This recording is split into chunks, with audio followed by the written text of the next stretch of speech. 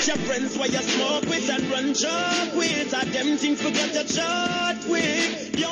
Hi everybody, welcome to another episode of Fish Keeping Jamaica. Welcome to my channel. Today I hope to share with you a very interesting topic in which I hope that you will find interesting. Okay, we're talking about temperature and aquatic, creatures. Temperature, your fish, your aquarium, and also disease. Now, temperature affects the metabolism or the immunity of your fish, right? Decrease in water temperature suppresses the fish immune system, so therefore the fish is unable to respond appropriately to any anomalies that may occur within the aquarium tank or pond in which you have, right?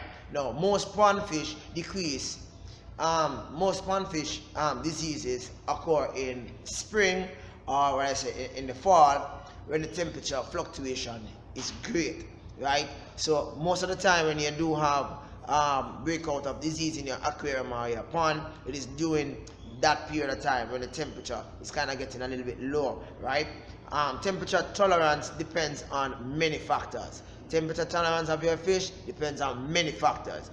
This depends on whether the fish have been acclimatized properly, the salinity of the aquarium or pond. Remember, I spoke to you a few months ago where I talked about the importance of salt, and I have another video coming up regarding that, right? It also have to do with the age of the fish, right? Now, depends on the size of your fish might be able to tolerate the different temperature, and also the type of fish, right? Also, the reproductive status of your fish. Now, the speed of temperature do change, right? And when it change, this can also affect your fish. For example, you might have a cold morning, a warm evening, and a very hot after in a late night period, right?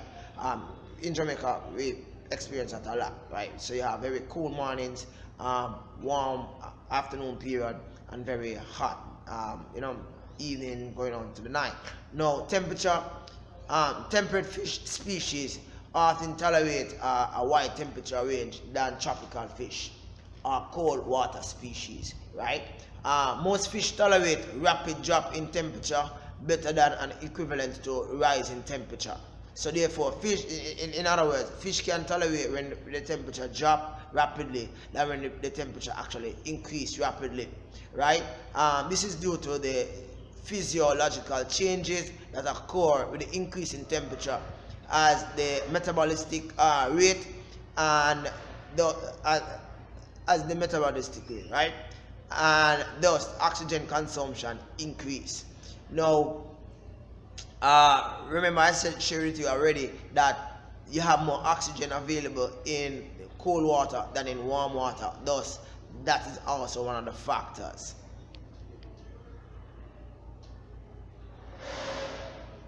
The biological activity doubles for each 10 rise in temperature, right? That means the toxicity of the ammonia increases as the temperature rises, and the amount of dissolved oxygen that exists in the water decreases, which lead to hypoxia. Now, in other words, what I'm trying to say is that the temperature can increase the amount of waste in which a fish produce, and with the amount of waste comes increased amount of ammonia, which leads to nitrites, and it can lead to hypoxia in the amongst the fish species, right? There is no exact recommendation for allowable temperature change, because various species have different temperature requirement, right? Environment and the poor environment and acclimatization of the fish. For example, the highest often can withstand hyperthermia better than the same species mentioned at the lower temperature, right? There's a lot into the works with regards to temperature, disease, and your fish species. I hope to share another piece with you regarding this. Thank you very much for watching. Have an awesome day. Really here for now. Bye bye. Remember, follow me on Instagram and I share you even more impertinent information with regards to this channel and where I'm going. Thank you very much. Bye bye for now. See you next time.